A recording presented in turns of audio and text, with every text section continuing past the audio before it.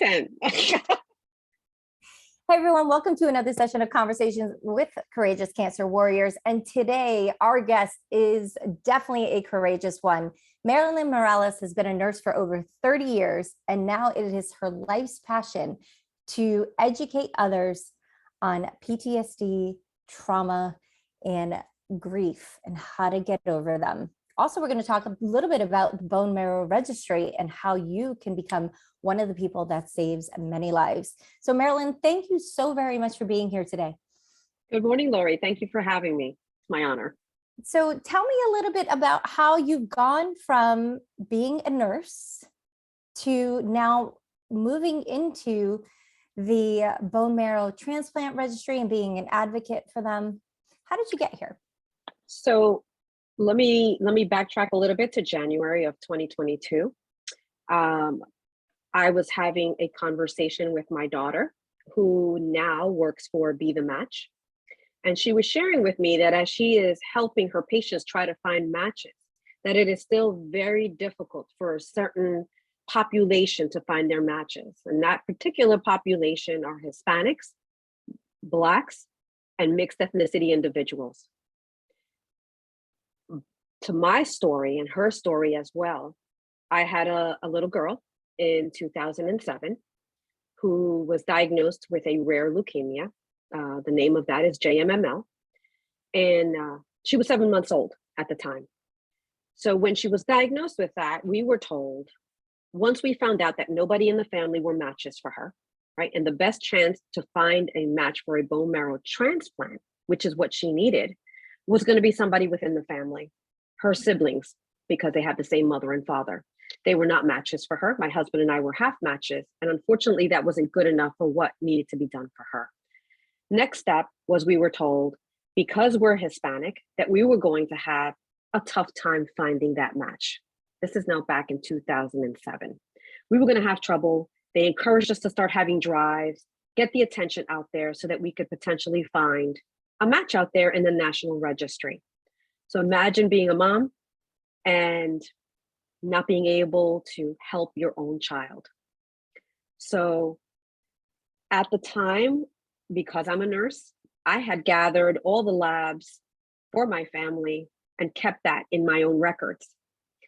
Back then, with Be the Match, you were able to go onto the computer and look and see if you had matches out there. Unfortunately, that's no longer available now, but back then you could do that. So I took the opportunity to put in, the test results that I needed in order to find the match. It's something called HLA typing, which is a protein on cells. So I was able to put in her information, saw that she had some matches out there. I said, you know what? Let me look at mine. I put my information, my other children, and my husband, just to find out that I had no matches out there. My other two children had no matches. Only my husband and my daughter, Isabella, had matches. So that right there, my heart stopped. I called my husband over and I said, look at this. I said, Isabella was the only one that even stood a chance of finding a match. Had it been me, had it been my other two, we had nobody out there for us. Yeah, and so that kind of puts you in a position where you feel helpless, I would think. 100% helpless. I can't even describe that feeling of not being able to do anything, and then it's not just the fact that you have a match, it's that the person that matches you has to take that step and say yes, that they're willing to donate, which is another problem. That some people that are in the registry, when they're actually called to help someone, because they don't understand a lot of things, they go, oh no, I can't do that. They think it's going to hurt. They think, something's going to happen to them. What's the cost to them? How is it going to affect their job? Because it does mean some downtime, a little bit of downtime. So how is this going to affect me in my regular life? And they may not take that extra step. In my daughter's case, she had 4 matches. She had 4 matches out there that were good enough in order for us to move forward with her bone marrow transplant. Only 2 of those individuals immediately said yes. They would go in and do further testing, and only 1 of them actually completed it very quickly and fast enough for the doctor to say, you know what, we're just going to go with this individual because this individual, is on top of things, is going for everything, and is very willing and able to do this. They're not hesitating. There's no hesitation on his part. So. Yeah, that is, so I am also on the registry. I've been on the registry for about 10 years. And part of what happens too is that if you go through something, so example, I'm on chemotherapy, I'm no longer a match for somebody because I'm on certain medications. So one of the things that comes up for me is that two things. One is that we need to really be an advocate for having this registry updated and informing and educating the people that are on the registry that, like, just because you get on it doesn't mean that you're not going to have further testing. So for those of you listening, the HLA is, you could think of it as an autoimmune response, right? So you get your transplant and then your body needs to, we need to figure out, we do the HLA testing to figure out whether or not you're going to accept the transplant or if you're going to reject it. And sometimes if you reject it, it can cause even more problems than by not doing it at all. And the other thing that comes up is that people have to realize there's more tests beyond that, that there has to be, you know, just because you're a match doesn't mean that you're going to be a match. And so there's a process to it, but it's so crucial to have options for people. Right. So in this case then, so what did you do? So the individual, and his name is Mike, and he's allowed me to share his story. Thanks, as Mike. well. Thank you, thanks, Mike. who is my hero. So Mike actually only found out that he was a match for somebody a month before. Okay. He had gone to a drive a month before us actually meeting. You know, things were changing for her. We had hoped with her cancer to get her up until she was 2 years old. The doctors were hopeful, but then things started changing with her blood work and saying, we can't wait until she's 2.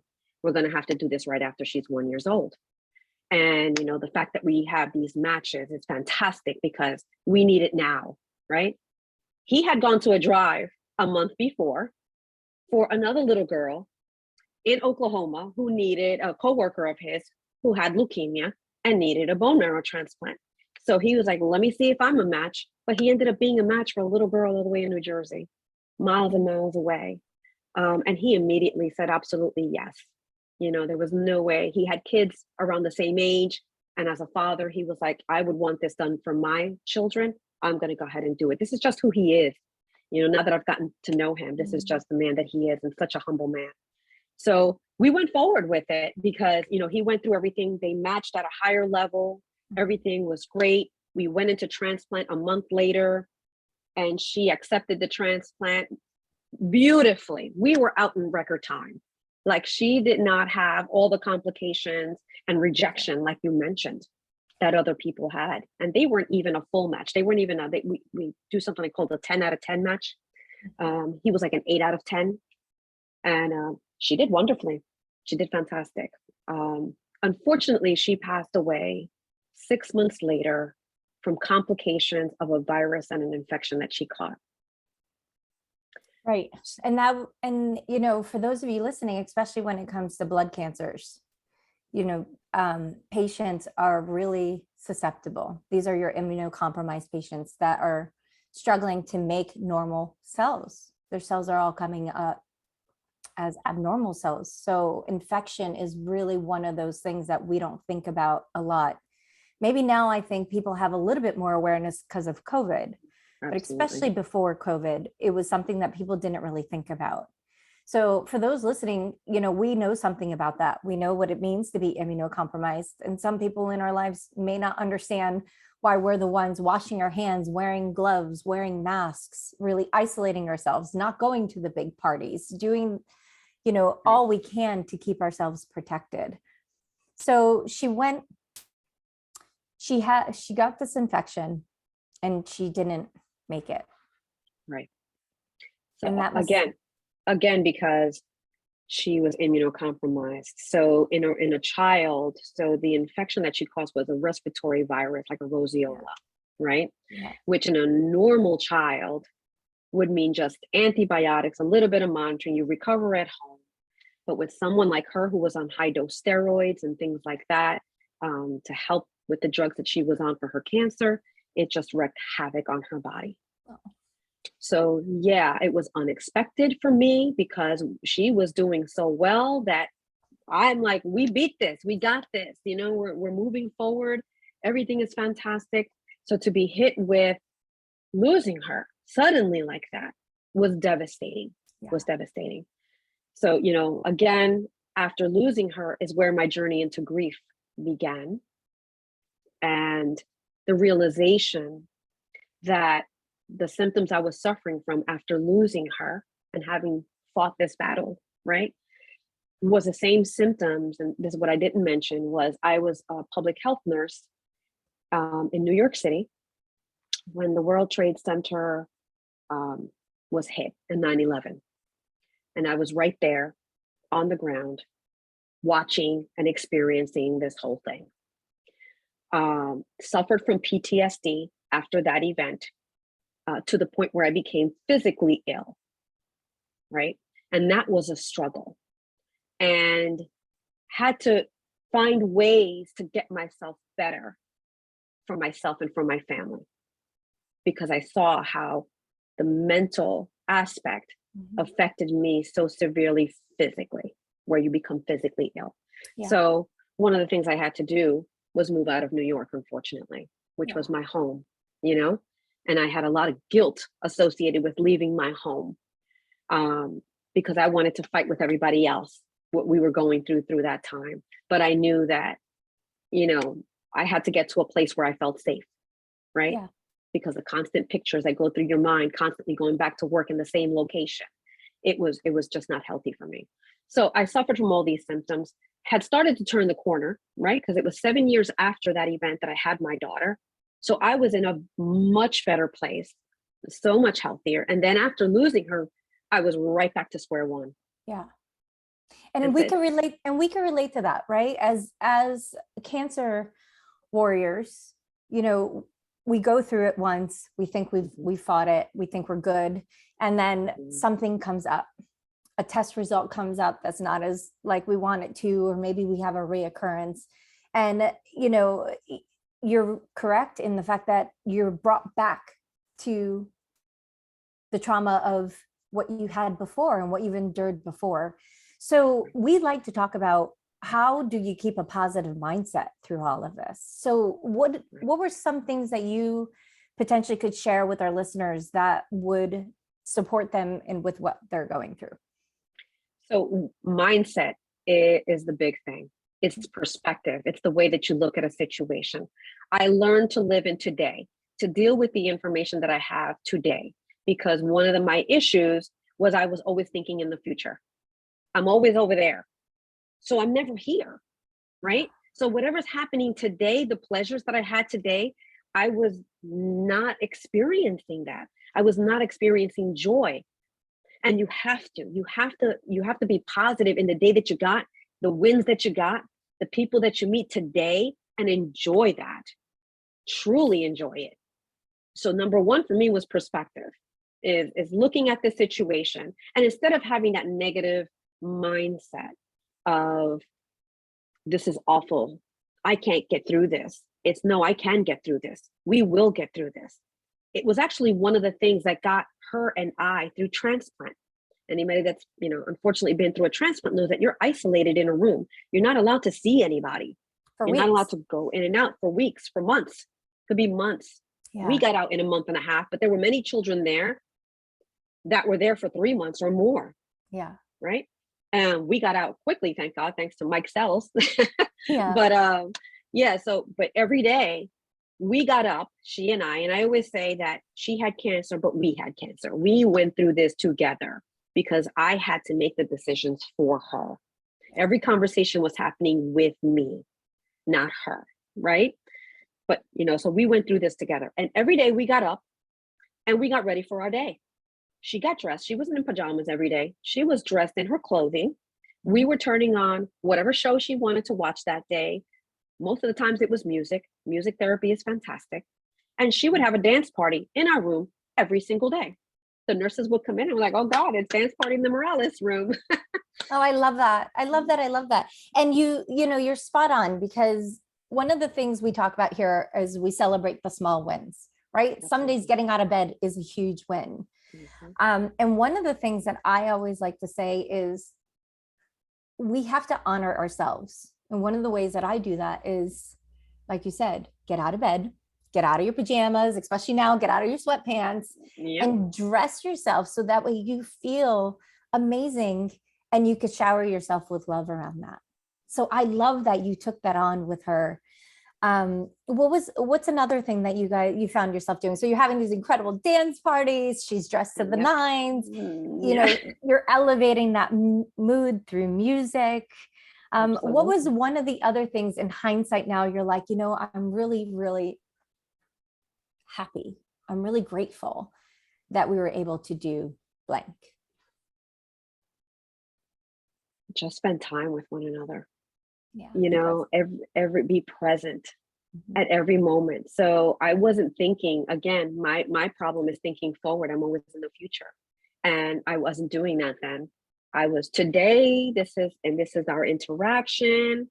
The hospital had guitar players that would come and play at her door, you know. So all these things that she absolutely loved, we did that. And I was completely there with her. I wasn't on my phone. I wasn't doing something else, you know, and I have all these beautiful memories of all this joy that we had during a time where, you know, when you look at adults going through a similar situation, there's so much into their head and in the future that this experience is for them a god awful experience. Like COVID, right? When you have COVID and you have to lock yourself up, you know, away from your family, same thing. And your mindset, you know, the mind is so powerful, you know. Illness begins in the mind, right? Before it becomes a physical manifestation, it began in your mind somewhere. But guess what else? Healing begins in the mind. And once you switch it over and say, you know what, nope, I'm going to be better. Today's going to be a better day. And I'm just going to experience today because I don't know what tomorrow's going to bring. And what's behind me is behind me. There's nothing I can do to change that. All I can change is how much fun I'm going to have today. I love that. I love that. So through this journey, you've gone through so much. You wrote a book. You want to tell us a little bit about that? So going back to what I said in January with my daughter, my oldest daughter, who now works for the people that were helping us back then. She was only 9 years old when this happened. And after losing her sister, made it her mission. Now, this is a little 10-year-old girl, right? Who said, I want to be the people that helped us. That's who I want. There was a child life specialist in the hospital who always came by to pick her up, right? And take her off and help her with her emotions. She originally wanted to be that person, right? But going to college and everything else and getting an opportunity to work with Be the Match on a volunteer basis, they saw her passion for the same thing and said, we want you on our team. So now here she is, right? She's 24 years old. She's working for these people. She's wanting to make a difference.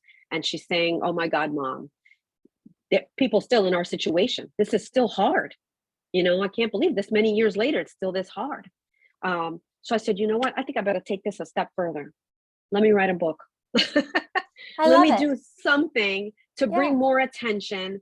It's just something that's gonna educate people. Because for me, and I'm a nurse educator, for me, education is key. How could you make an informed decision if you don't know what's going on, right? Yeah. So I was like, not only do I want to share our struggle, I want to share getting on the other side of that struggle.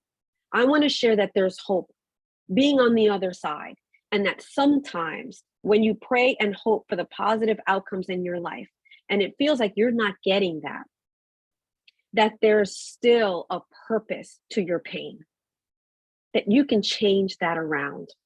So the name of my book is When the Answer is No, Finding Purpose Through Pain. I love that. And so many people listening can resonate with your story and with your passion to take the lemons and make lemonade, right? That's what we're all about. That's what we're striving to do. That's why so many people here are listening, because we've all gone through our trials. We've all gone through hardship. We've all gone through disappointment. And it's really about, where do you stand outside of that? So Marilyn, you are such a gift to this world. And we're going to make sure that we put all the links to your book, to Be the Match, to all the organizations that are near and dear to you. From the bottom of my heart and from everybody who is listening, thank you for who you are and thank you for what you're up to in this world, because the world needs you. Thank you. Thank you so much for being here with us. Thank you. I appreciate the opportunity.